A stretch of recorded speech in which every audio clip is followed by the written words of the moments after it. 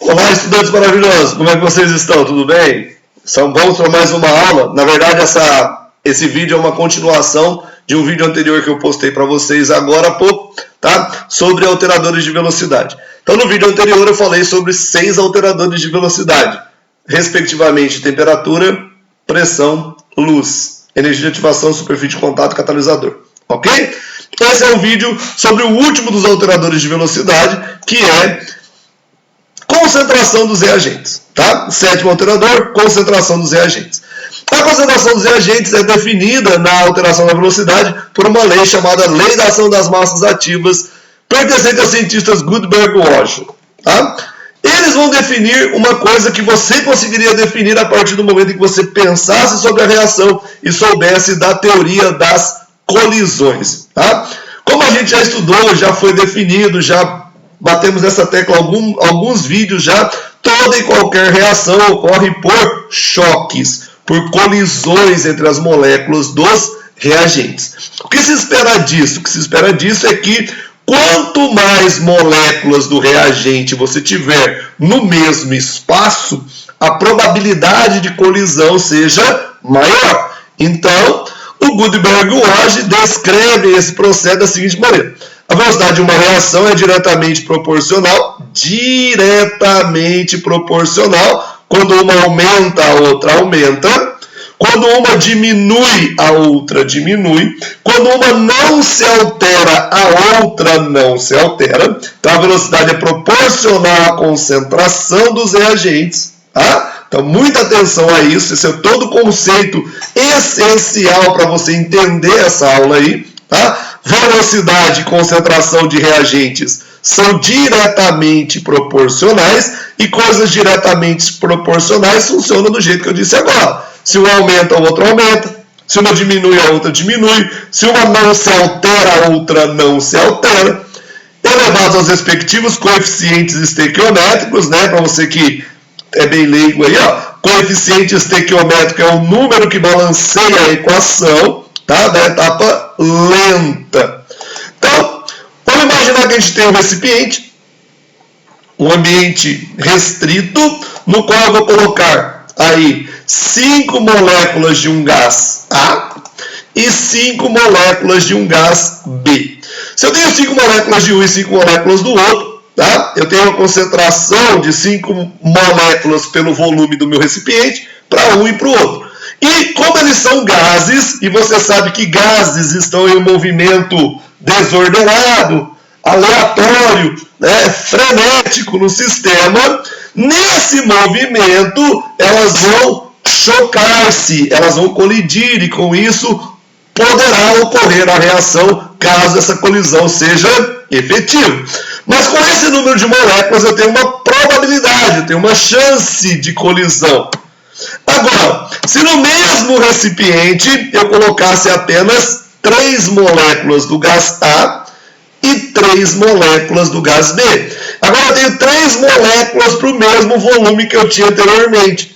Então eu tenho um espaço maior entre as moléculas, o que me dá que no movimento delas a chance, a probabilidade de ocorrer uma colisão efetiva seja menor. Por isso, o Gutenberg e Walsh enunciam essa lei aí, que a velocidade é diretamente proporcional à concentração dos reagentes. Então vamos pensar numa reação Azinho A mais Bzinho B, formando Czinho C mais Dzinho D. Quem são os reagentes? O A e o B. A velocidade da reação, ela depende da concentração dos reagentes. Mas como eu vou ter velocidade de um lado e concentração do outro, eu preciso de uma constante de proporcionalidade, que faça eu igualar o que eu tenho de um lado com o que eu tenho do outro. Essa constante é chamada de constante de velocidade ou constante cinética. Normalmente ela vem dada no problema, a não ser que você vá prestar vestibulares militares, por exemplo, onde a gente vai calcular essa velocidade, essa constante pela equação de Arrhenius, tá? Posteriormente eu postarei no canal aí para quem vai para os cursos militares como calcular a constante de velocidade. Para você que vai para o vestibular comum, essa constante vem dado ou vem dadas informações necessárias para que você a calcule com base na equação de Gutenberg-Washington. Okay? A constante de velocidade ela é constante para uma certa reação. Ela depende da reação. Então, cada reação terá a sua constante. O que torna humanamente impossível decorar todas as constantes. Já que cada reação terá a sua constante para uma determinada velocidade. Ela também depende da temperatura na qual essa reação ocorre.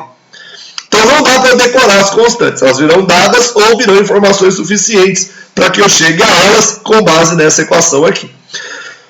Então você tem que saber que toda equação da velocidade começa por uma constante K, que é a constante de proporcionalidade da reação ou a constante de velocidade.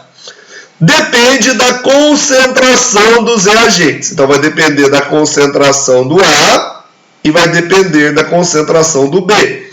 Coloque entre colchetes para representar que é a concentração em mol por litro, elevados aos respectivos coeficientes estequiométricos. Então o A vai elevado a Azinho e o B vai elevado a Bzinho. Ok? Não se esqueça que eu tenho que usar a concentração em mol por litro. Tá? Então vamos exemplificar como é que funciona e vamos começar por aquilo que a gente chama de reações elementares. Primeiro, o que é uma reação elementar? Reação elementar vai vir escrito no texto. Você tem que ler o texto com atenção para que você defina essas características. É a reação que ocorre em uma etapa apenas. Então a reação se processa de uma vez, em uma etapa só. Ok? Isso é o que a gente chama de reação elementar. Então, se eu só tenho uma etapa, esta etapa é a única, ela é lenta. Ela é o processo que me interessa. Por exemplo, digamos que eu tenho a reação. 1 mol de N2 reage com 3 mols de H2 e forma 2 mols de NH3, supondo esta reação como elementar, como ocorrendo em uma etapa única. Se essa reação é elementar, como seria a equação da velocidade dessa reação? Primeira coisa que eu quero fazer, velocidade. Velocidade V depende, primeiro, de uma constante K. Primeira coisa que eu coloco na equação da velocidade, constante K. Depois da concentração dos reagentes. Quem são os reagentes? N2 e H2. Elevados aos respectivos coeficientes estequiométricos. Então, N2 vai elevado a 1, o H2 vai elevado ao cubo. Ok? Tá entendendo? Espero que sim. Qualquer dúvida, entre em contato comigo. Estou aqui para te auxiliar no seu processo de aprendizagem sempre, tá bom? Se você está gostando dos vídeos, está curtindo o canal, não esqueça de repassar isso para os seus amigos, divulgar o canal para a gente levar o conhecimento teórico correto a mais pessoas, fazer mais pessoas terem acesso ao conhecimento e, com isso, construirmos um país melhor, tá bom? Seguimos, segundo exemplo, 4 mols de amônia mais 7 mols de O2 formam 4 mols de NO2 e 6 mols de água. Vamos supor essa reação como sendo elementar, né? A velocidade dessa reação, supondo-a elementar, dependerá. Primeira coisa, isso, constante K. Depois, concentração dos reagentes, amônia e oxigênio, elevados aos respectivos coeficientes estequiométricos. A amônia vai elevado à quarta, o O2 vai elevado à sétima. Tranquilo? Muito bom. Agora teremos aí uma terceira equação. E aqui a gente vai perceber um detalhe extremamente importante, né? Que na equação da velocidade, sólidos e líquidos não participam. Por quê? Porque as partículas de um sólido são pouco móveis. Elas alteram nada de concentração. Quando você consome um sólido, você tira as partículas da superfície, as partículas que restam se mantêm a mesma distância que elas estavam anteriormente. Quando você consome a substância, ela não fica menos concentrada. Ela fica com a mesma concentração, só com o menor número de partículas. Você diminui só a superfície em contato. Okay? E essa diminuição não é considerável na reação. Então, no caso de uma reação como essa, a velocidade V dependerá da constante K e da concentração do CO, que é um gás. Conforme eu vou tirando o CO do sistema, a concentração do CO muda. E ela está elevada ao cubo. Beleza? Perfeito? Espero que sim. Espero que você esteja entendendo. Estou aqui para te ajudar para qualquer dúvida, ok? Com base nisso, vamos para o último exemplo de reação elementar. A decomposição do calcário, né, do carbonato de cálcio, processo que ocorre nos mares para a decomposição dos corais. Transformação do coral, que é de carbonato de cálcio, pela ação do gás carbônico que está aumentando na atmosfera, na presença da água do mar, formando bicarbonato que é solúvel em água. Então, velocidade V não depende do carbonato de cálcio, não depende da água, depende apenas do gás carbônico, que é a única das concentrações que vai se alterar com o decorrer do tempo. Beleza? Fizemos aí equações da velocidade para reações elementares. E se a reação não for elementar?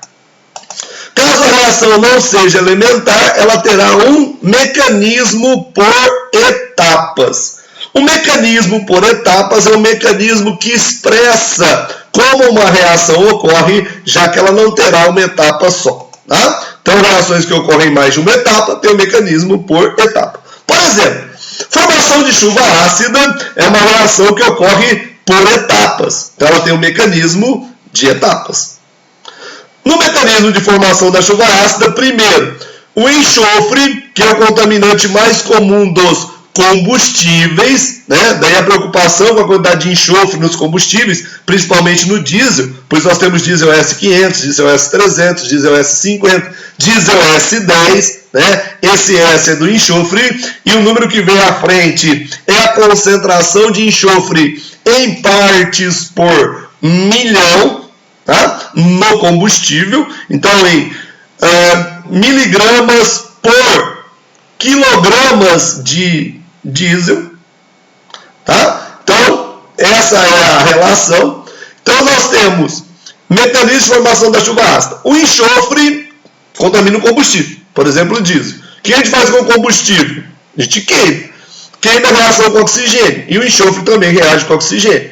O enxofre, ao reagir com oxigênio, forma dióxido de enxofre.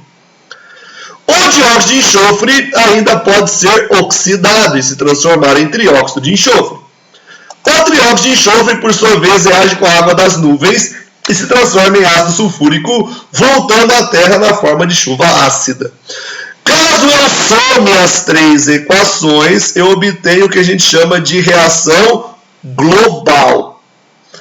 Na reação global, eu tenho uma reação que ela não ocorre daquela forma, ela é apenas a soma de várias partes, né? Como se você fosse construir uma casa. Você compra o terreno e fala, vou construir uma casa. Aí você não chega lá e planta a casa. Não é assim, né? Você faz etapas, terraplanagem, aí você cava os buracos para fazer o alicerce, aí você faz o alicerce, aí você ergue as paredes, aí você vai construindo as etapas do processo de construção e no final do processo você tem a soma de todas as etapas, a casa pronta. Ok? Mas você não foi lá e plantou a casa. Não. Então a reação global ela não ocorre, ela é uma soma de várias etapas. Aí ele pede para eu construir a equação da velocidade para a reação de formação da chuva ácida. É isso que ele vai pedir que eu faça. Aí a pessoa tem uma tentação a escrever V igual a K e construir a equação da velocidade para a reação global. Né? V igual a K e ele vai fazer aqui para reação global. Mas não é, lembra-se lá da teoria, volta lá no vídeo, no começo, da primeira slide que eu passei para você. está escrito que a velocidade de uma reação é diretamente proporcional à concentração dos seus reagentes elevados aos respectivos coeficientes estequiométricos da etapa lenta. Ai, professor, mas como é que eu vou saber qual é a etapa lenta? É aquela que está escrita assim, ó, etapa lenta. Vem escrito? Vem escrito. Etapa lenta. Aí você vai fazer para a etapa lenta. Quem são os reagentes da etapa lenta? O SO3 e a água. O SO3 elevado a 1 participa. A água não, por quê? Porque ela é líquida. E sólidos e líquidos não participam. Beleza? Entendido? Espero que sim. Qualquer dúvida, entre em contato comigo. Vamos para o último exemplo. Esse último exemplo é o exemplo mais complexo que a gente vai ter aí para as reações, né? O examinador pedirá que você equacione a reação da velocidade para essa equação, para essa reação aqui, para a qual foram feitos experimentos e medida a velocidade de ocorrência em função da concentração de cada uma de suas substâncias. Você ficará muito tentado, já que você sabe a teoria, você fala assim, eu sei, a velocidade V é proporcional à constante K e a concentração dos reagentes elevados aos respectivos coeficientes na etapa lenta. Beleza, mas ele não me deu o que é essa etapa lenta. Então eu não posso construir a equação da velocidade diretamente pela equação da reação. Eu só posso construir a equação da velocidade diretamente para a equação da reação em duas hipóteses. Quais são elas? Primeiro, se ele me disser que isto aqui é uma reação elementar, ou seja, que ela ocorre em uma etapa só, ou se ele me disser que isso aqui é etapa lenta. Se não, eu vou escrever V igual a K e a concentração dos reagentes A, B e C elevados aos respectivos coeficientes estequiométricos da etapa lenta. Você sabe qual é a etapa lenta? Não? Nem eu. Então, o que eu não sei? Eu não sei os coeficientes. Então, eu vou dizer que o A está elevado a Azinho, que o B está elevado a Bzinho e que o C está elevado a Czinho. O que a gente sabe? Que a velocidade é diretamente proporcional à concentração. Então, se a velocidade aumenta, a concentração aumenta e vice-versa. Se a concentração diminui, a velocidade diminui. E se a concentração não muda, a velocidade também não muda. Aí eu olho aqui para os experimentos e vejo que do primeiro para o segundo experimento, o A manteve-se constante. Se ele não mudou a concentração de A, essa concentração não altera a velocidade. Aí eu olho para a concentração de B e vejo que ele multiplicou a concentração de B por 2, que ele dobrou a concentração de B. Se a concentração de B muda, ela altera a velocidade da reação. E manteve a concentração de C. Então, do primeiro para o segundo experimento, qual é o único que mudou de concentração? O B. Se o B muda de concentração, ele pode mudar a velocidade do processo, caso ele participe da etapa lenta. Aí eu olho aqui e vejo que a minha velocidade multiplicou por 1. Então, o V depende do K, mas o K é constante. Depende do A, mas o A está constante. Lembre-se que a concentração não muda a velocidade. Depende do B. O B mudou, então depende do B. Depende do C, mas o C está constante, o C não mudou. Então, o V, a mudança da velocidade, ela depende da mudança do B. Só que o B está elevado a um coeficiente, que é o Bzinho. Por quanto eu alterei a velocidade? Aí eu multipliquei a velocidade por 1. E isso aconteceu quando? Quando eu multipliquei a concentração do B por 2. Sendo que isso está elevado a Bzinho. Ok? 2 elevado a Bzinho é igual a 1. Quanto vale o Bzinho? Você sabe, Bzinho vale 0, né? Já que todo número elevado a 0 é 1. Por isso indica que o número de mols do B que participa da etapa lenta é 0. Ou seja, o B não participa da etapa lenta, participa das etapas rápidas apenas. Então ele não vai alterar a velocidade da reação. Olha para o segundo experimento e vejo que do segundo para o terceiro, o A é constante. O B é constante. O C mudou. Dobrei a concentração do C. Multipliquei o C por 2. E quando eu multipliquei o C por 2, a velocidade multiplicou por 4. Então agora eu tenho uma relação entre a concentração do C, que mudou, e a velocidade. Então o V agora depende da concentração do C. Sendo que a concentração do C está elevada a Czinho. Por quanto eu multipliquei a velocidade? Por 4. Quando? Quando o C multiplicou por 2. Sendo que o C está elevado a Czinho. Quanto vale o Czinho? 2 elevado a Czinho dá 4. Obviamente o Czinho vale 2. Está entendendo? Espero que sim. Se você não está entendendo, volta um pouquinho. Refaz a ideia, tá? Para você conseguir entender. Qualquer dúvida, entre em contato comigo. Já encontrei o valor do Bzinho, pegando uma etapa onde o A não muda, o C não muda, só o B muda. Agora eu fiz o Czinho, pegando uma etapa onde o A não muda, o B não muda, só o C que muda. Já achei o Bzinho e o Czinho. O que falta achar? O Azinho. Para achar o Azinho, eu preciso de uma etapa onde o A mude e os outros dois não. Isso acontece da terceira para a quinta etapa. Da terceira para a quinta etapa, o C é constante, o B é constante, o A muda. O A multiplicou por 2. Da terceira para a quinta etapa, o A dobra e a velocidade também dobra. E com isso, eu consigo encontrar a relação existente entre a concentração de A e a velocidade. A velocidade depende da concentração de A elevado a Azinho. O que aconteceu com a velocidade? Multiplicou por 2. Quando? Quando o A multiplicou por 2. Então a velocidade multiplicou por 2, quando o A multiplicou por 2. Elevado a Azinho. 2 elevado a Azinho dá 2. Adivinha quanto vale o Azinho?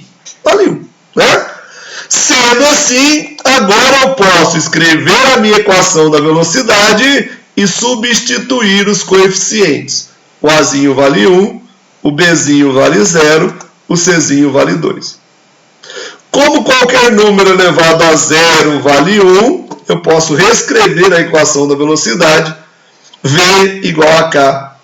Concentração de A elevado a 1. Concentração de C elevado ao quadrado. Perceba que a equação da velocidade não condiz com a equação da reação. Isso me leva a crer, me leva a concluir que esta reação não é elementar. Essa reação ocorre por etapas. E que na etapa lenta eu uso 1 mol de A, 2 mols do C e não uso o B. Ok? Espero que esteja entendido. Qualquer dúvida, entre em contato. Não esqueça de curtir o vídeo se você gostou. Grande abraço e bons estudos.